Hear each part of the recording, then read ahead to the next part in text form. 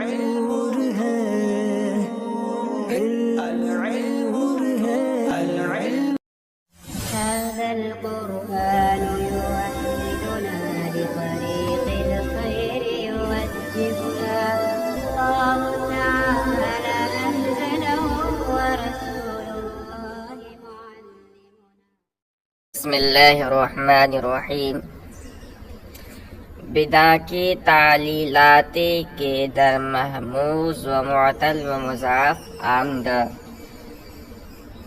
جان لیجئے کہ وہ تعلیلیں جو محموز، معطل اور مضاف میں آئی ہیں یاد کردہ شد، وہ یاد کر لی گئی ہیں. اما تعلیلاتی چند دیگر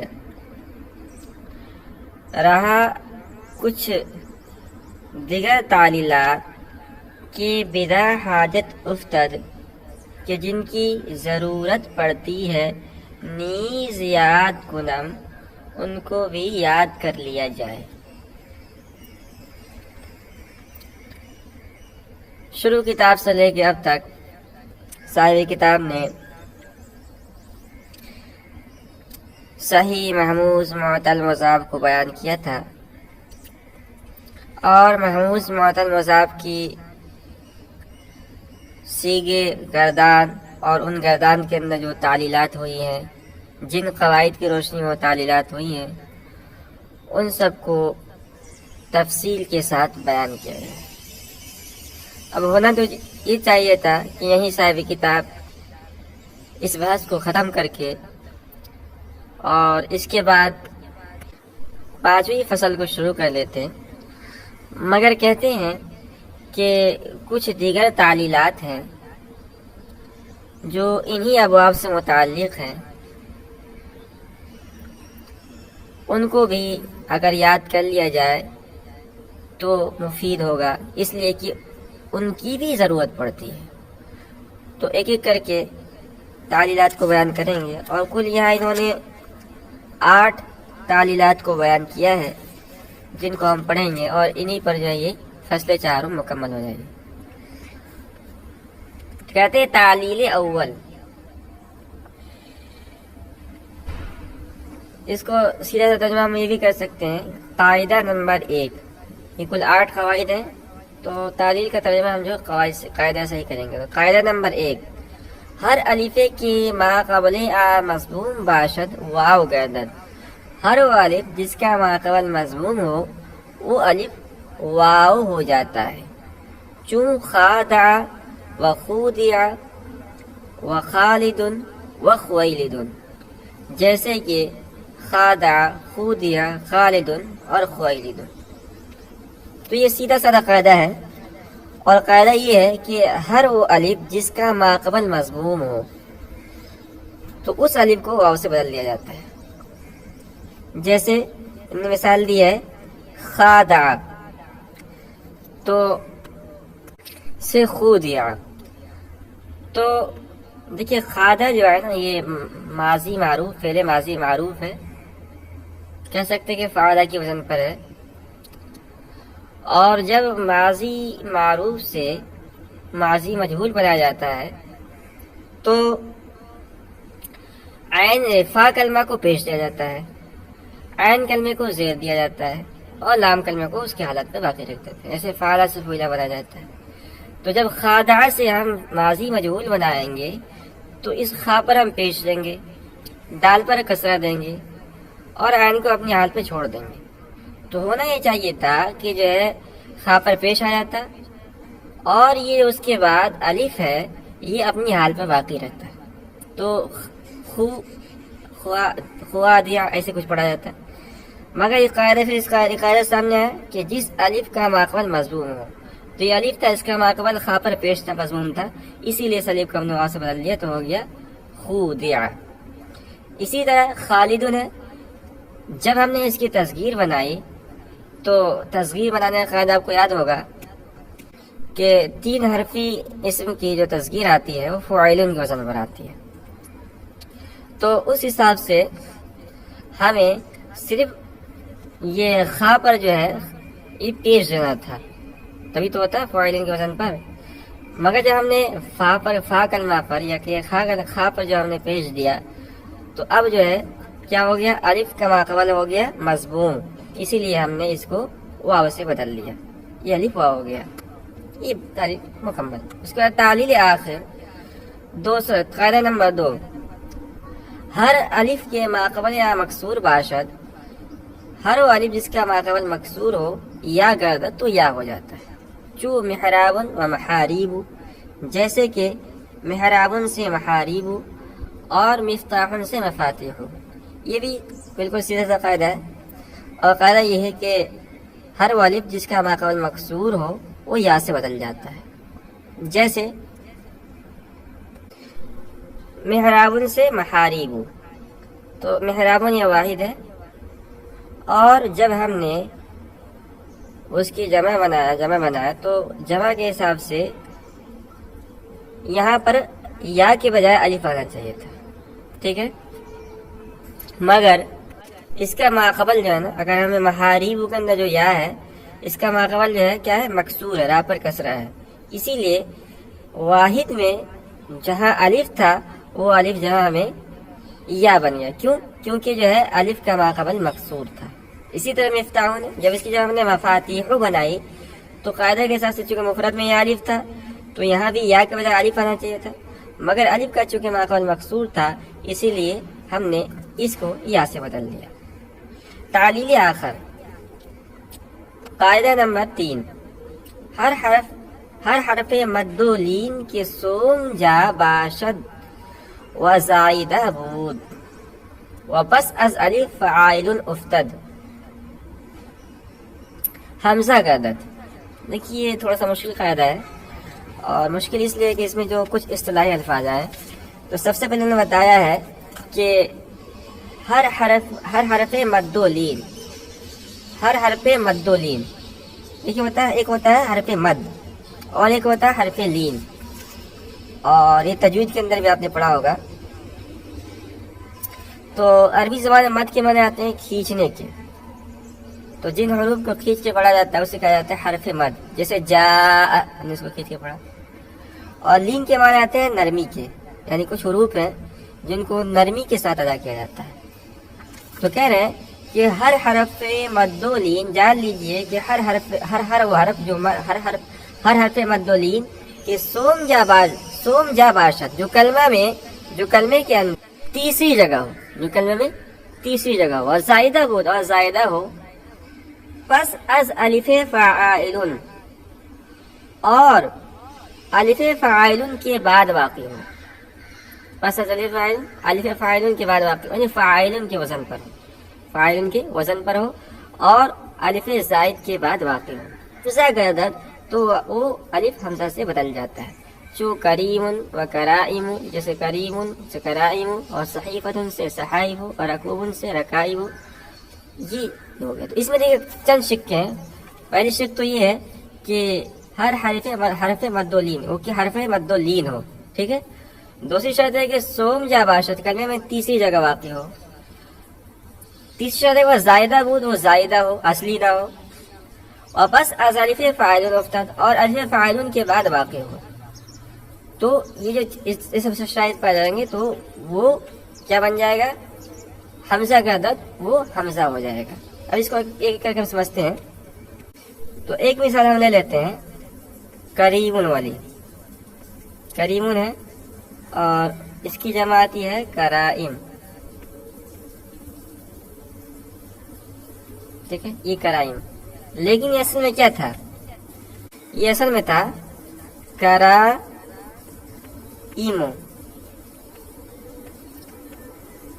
اب ہم اس کو اس قاعدے کے روشنی میں سمجھتے ہیں. تو سب سے پہلے شرط انہوں نے بتائی تھی کہ وہ کیا ہو، حرف مد و لین ہو. حرف مد میں سے ہو، حرف مد میں سے بھی ہو، اور حرف لین میں سے ہو. تو یہاں دیکھیے کہ جو یا ہے نا، یہ کیا ہے، حرف مد بھی ہے اور یہ حرف لین بھی ہے. یہ کیا ہے، حرف مد ہے اور حرف لین بھی. ایک شرط پائی گئی.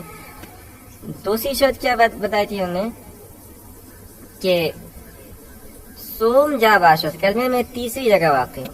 تو یہاں یہ کلمے میں جو ہے تیسری جگہ واقع ہے، ٹھیک ٹھیک ہے. اس کے بعد جو ہے کیا تھا کہ وہ زائدہ بول اور وہ زائدہ ہو اصلی نہ ہو تو اس کا جو مادہ نکالیں گے نا اس کا مادہ کاف را میم نکلے گا کاروما. تو یہ اصلی مادہ نہیں بلکہ زائد ہے. ٹھیک ہے. اس کے بعد جو ہے واپس از الف فاعلون افتد اور الف فاعلون کے بعد واقع ہو تو یہاں جو ہے یہ فاعلون جب نکالیں گے فاعلون تو یہ اس کرائمون اسی کو وزن پر فاعلون کے وزن پر تو یہ الف زائد کے بعد یہ یا واقع ہے. اسی لیے جو ہے یہ یا کیا ہوگا یہ یا بن جائے گا حمزہ کا عدد تو یا حمزہ بن جائے گا اور یہ کرائم جو بن جائے گا کیا بن جائے گا کرائم حمزہ سے. ٹھیک ہے یہ کرائم بن جائے گا. تو اسی کو ساری کتاب نے یہاں سمجھایا ہے. چوں کریمن و کرائم جیسے کریمن کے جب ہم جب کرائم بناتے ہیں تو کرائم یا سے بنے گا اور اسی طرح صحیفتن کی جب ہم صحائف بنائیں گے تو یہ بھی یا سے بنے گا. رکوبن کی جمع رکائب یہ بھی یا سے بنے گا. پھر اسی قاعدے کی روشنی میں اس یا کو ہم جو ہے حمزہ سے بدل لیں گے. بات یہاں پوری ہو گئی.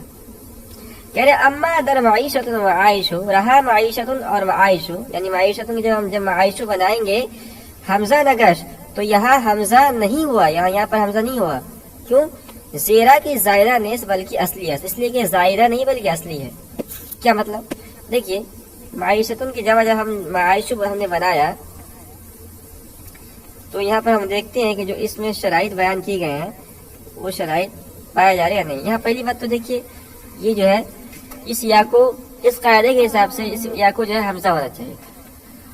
یہ یا حرف مد میں سے بھی ہے حرف لین میں سے بھی ہے اور جو ہے کلمے میں تیسری جگہ واقع ہے اور یہ فاعلن میں جو ہے الف کے بعد واقع ہے اور اس حساب سے جو ہے یہ ہونا چاہیے. مگر اس میں ایک شرط یہ ہے کہ وہ زائدہ ہو. یہ شرط ہے نا یہاں پہ کہ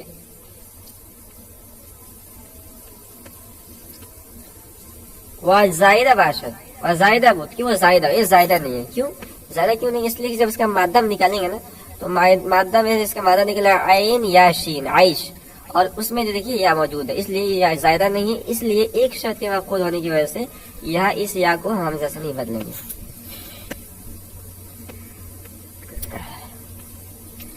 اچھا زیرہ کے زائدہ نہیں بلکہ اصلی ہے اس لیے کہ معائشوں کے اندر جو یا ہے وہ زائدہ نہیں ہے بلکہ اصلی ہے.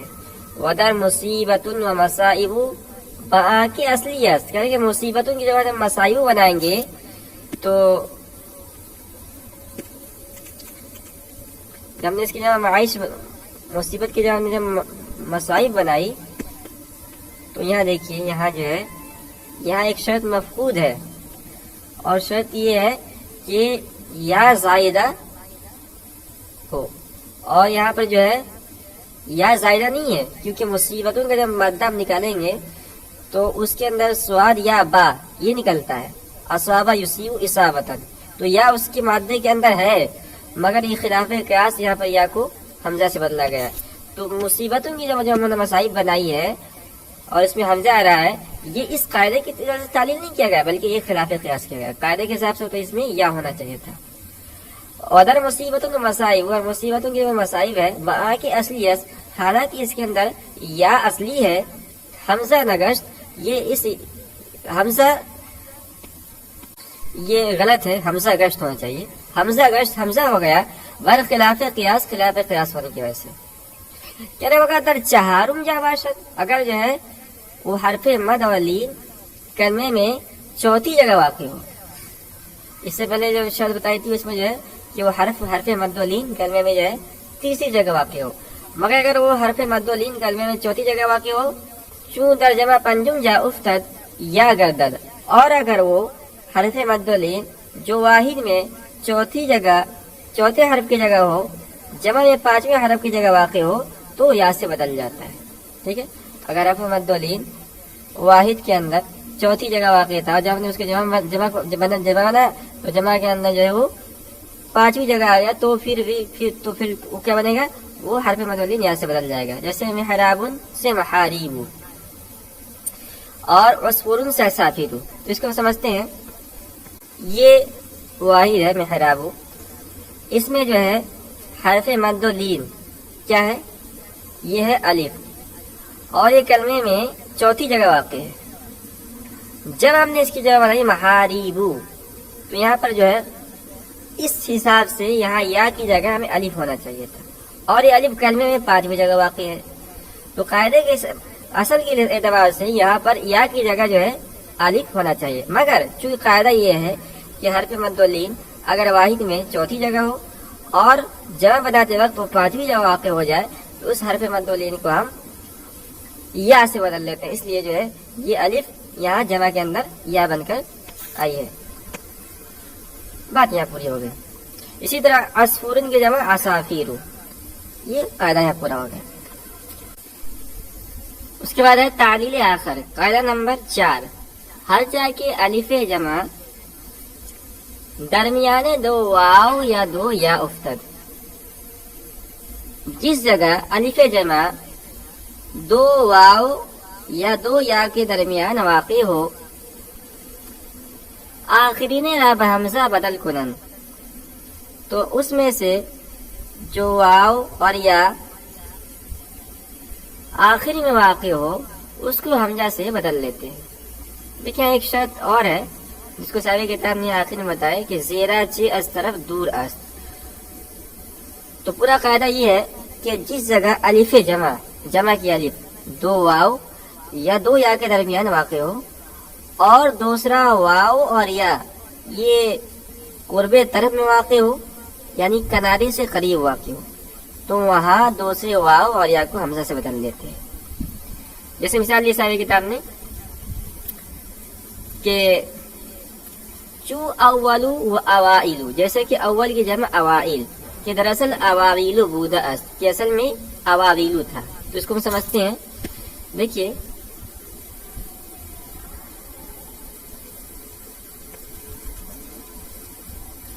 یہ ہے اول،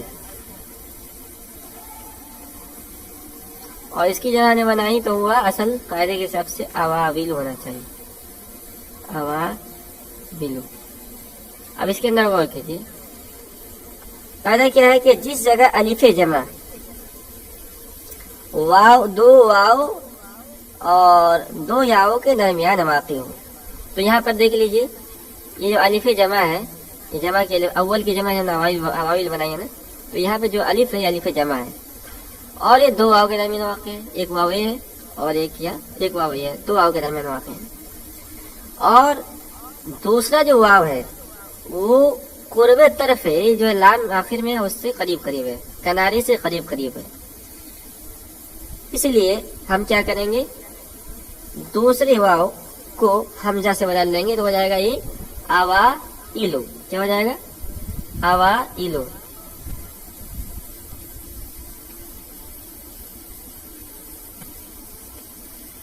اوائل ہو جائے گا، یہ قاعدہ ہے، ٹھیک ہے۔ اسی طرح جو ہے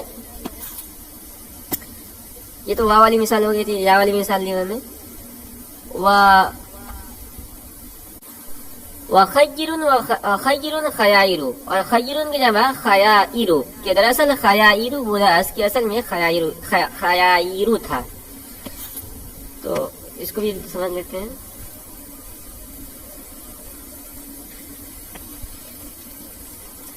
یہ ہے ہمارا خیرن،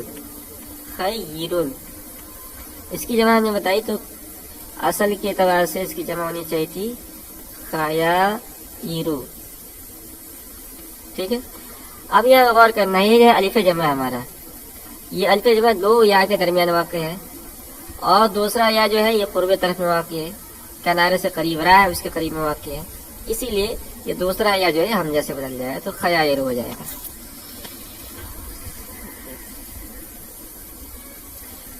وخیرن خیائرو، اور خیرن کی جمع خیائرو، کہ دراصل خیائرو بودا اس کے اصل میں خیائرو تھا، بات یہاں پوری ہو گئی۔ کہہ رہے ہو بازی یارا سلامت دارن، بعض صرفی لوگ یا کو باقی رکھتے ہیں، یعنی یا کو حمزہ سے نہیں بدلتے ہیں، اوائلو ہی پڑھتے ہیں، خیائرو ہی پڑھتے ہیں، یا کے ساتھ حمزہ سے نہیں بدلتے ہیں، بات یہاں پوری ہو گئی۔ ایک دوسری بات کہہ رہے ودر توائسو و دواوینو، حمزہ نگر کہہ رہے کہ توائسو اور دواوینو، تو طاؤس کی جمع ہے تواغیس. یہاں بھی دیکھیے جو الف ہے یہ الف جمع ہے، اس لیے کہ یہ طاؤس کی جمع ہے تواغیس، اور یہ دو واو کے درمیان واقع ہے، اور دوسرا واو یہاں پر قرب طرف میں واقع نہیں ہے. کیوں؟ اس لیے کہ آخر میں سین ہے، پھر اس سے پہلے یا ہے، پھر واو ہے. تو جو دوسرا واو ہے یہ قرب طرف میں واقع نہیں بلکہ دور ہے، بعد طرف میں واقع ہے. اسی لیے اس واو کو جو ہے ہم حمزہ سے نہیں بدلیں گے. اسی لیے دواوین میں دیوان کی جمع ہے. یہاں بھی دیکھیے الف جمع ہے، دو واو کے درمیان واقع ہے، اور دوسرا جو واو ہے یہ قرب طرف نہیں ہے بلکہ بعد طرف میں ہے. کیوں؟ کیونکہ آخر میں نون ہے، پھر اس کے بعد یا ہے، پھر اس کے بعد واو ہے، بہت زیادہ دوری ہو گئی ہے. اسی لیے جو ہے اس میں جو ہے ہم واو کو حمزہ سے نہیں بدلیں گے. حمزہ نقص ان دونوں کے اندر واو حمزہ نہیں ہوا، زیرہ سے اس طرف دور ہے، اس لیے کہ کنارے سے دور ہے.